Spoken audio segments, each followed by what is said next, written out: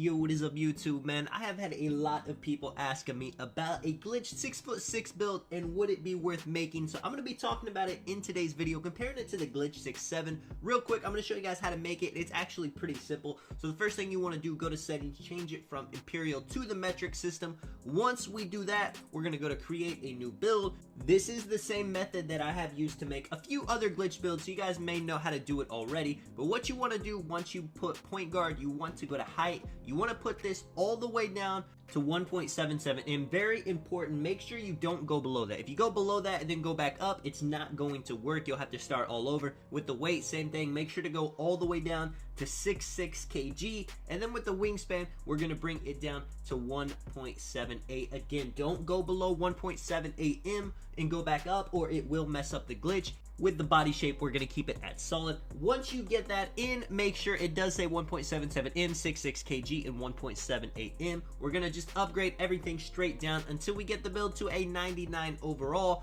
Once you get to that point, we're going to create the build. You can choose any takeover that you want to put on. I just do slash and takeover since it's the fastest way to get it done, and you're going to see you created an offensive threat. Once you get to this screen, you need to click on edit build. After you click edit build, we're going to go back to the main screen. We're going to go back into settings. We're going to change it from the metric back into imperial, and then we're just going to go in, edit the build, and we will be able to make the exact thing we want to make. If you did this correct, you should see once you go to edit build, it will say 5'10" and 147 pounds. If it says anything other than that and then you didn't do it right, you'll have to start over. Once you get here, we're gonna put the height up to 6'6". You can also have a 6'5" wingspan on this build. Now let's talk about it. Let's compare it to the 6'7". Do I think this is a better build than the 6'7"? And personally, I do not. Now the speed is an 88, acceleration 86. That is the exact same as a 6'7".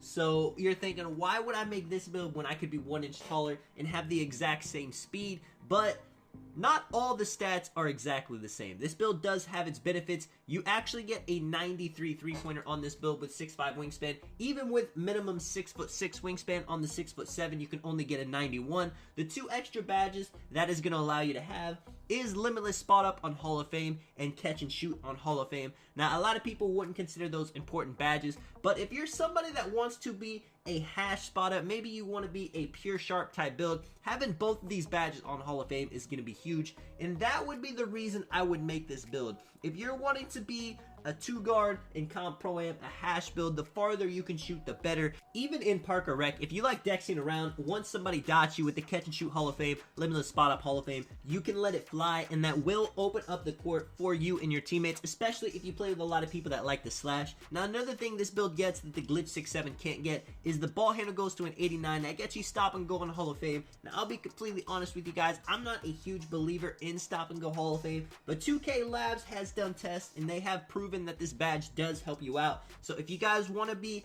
a mix between, you know, a catch and shoot player, a great ball handler, then this really could be the build for you. Now, if you're wanting to make an on-ball lock, I definitely would think that the glitch 6'7" is the way to go. But you could also make this build, again, you could have a longer wingspan, but why would you do that when you have the same exact speed on a glitch 6'7"? Let me know if anybody made this build like this to get the 93 3-pointer, and let me know if you guys just go crazy with the catch and shoot Hall of Fame, with the limitless spot up Hall of Fame. Now, the way I would make this build, gotta have speed, acceleration, max. Of course, I like having strength on my build. Now, the defense, you know, you can't get the 90 steal for Hall of Fame interceptor, but you can get it all the way up to 86 to get gold pickpocket. The 85 perimeter defense gives you gold clamps, and it unlocks lock takeover. With the mid-range, now, it's split. A lot of people don't take a lot of mid-range shots, so they'll keep it at 80. So I'm going to do that for the video, but if you're somebody that likes to fade, likes to do circuit shots in the mid-range, definitely put it up higher. Gotta have max speed with ball, pass accuracy 85 for the gold bullet passer,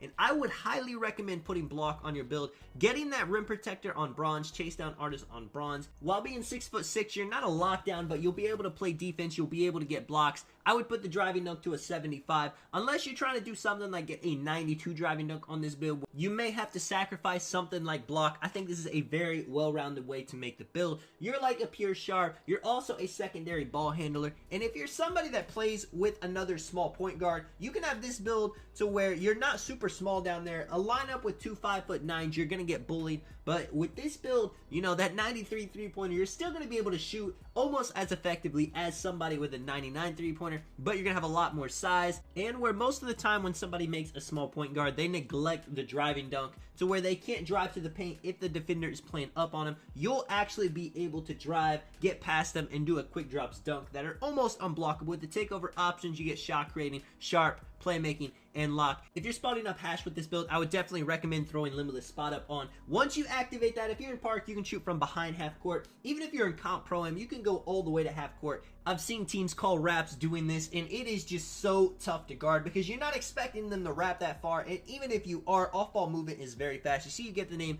two-way three-point playmaker. I have no idea in the world why they compared this build to John Wall. John Wall is not shooting like this build in the slightest, but it is 2K with the finishing badges. So you have 14. You can actually do a lot of bronze and silver badges. You're going to see limitless takeoff, posterizer, maybe some fast twitch, acrobat, grace under pressure, maybe even mouse in the house a little bit. You may be in a situation where you have a very small defender on you, maybe like a 6'1", a 6 foot, and even though you don't have extremely dominant finishing stats on this build, being so much taller than them with the, you know, acrobat, with the grace under pressure, mouse in the house, all these finishing badges on bronze and silver, you'll actually be able to do a good job at bullying them. When it comes to the shooting badges, you're definitely gonna want to add more if you get the +4 for college. If you have like +4, +5 from hitting level 40s, hitting level 39s, I would recommend putting them on playmaking and shooting.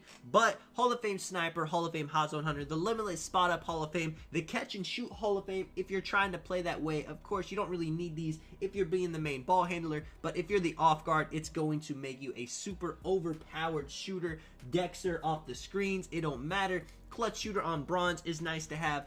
Probably not going to be in the corner with this build. Definitely want to be at the hash with it, especially if you have limitless spot up on Hall of Fame. It's just wasting badge points if you're not there on the offense. Stuff like Deadeye, Blinders, Green Machine, Volume Shooter, all great badges. When it comes to playmaking, you're going to want to have Bullet Passer, Unpluckable as high as it can go. Now, if you're doing a lot of catch and shooting, having glue hands on bronze or silver could make a pretty big difference.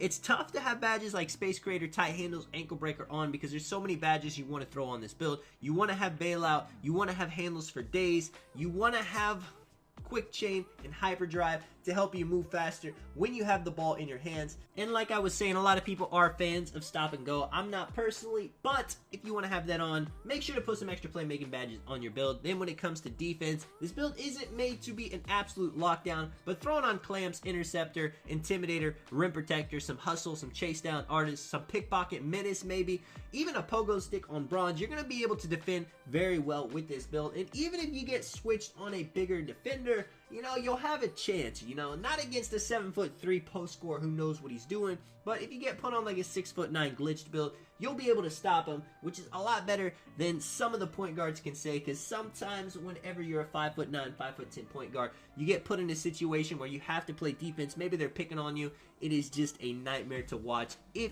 that is your teammate. Let me know if you guys enjoyed the video, man. This is Tonic. I'll catch you guys in the next one. I'm out. Peace.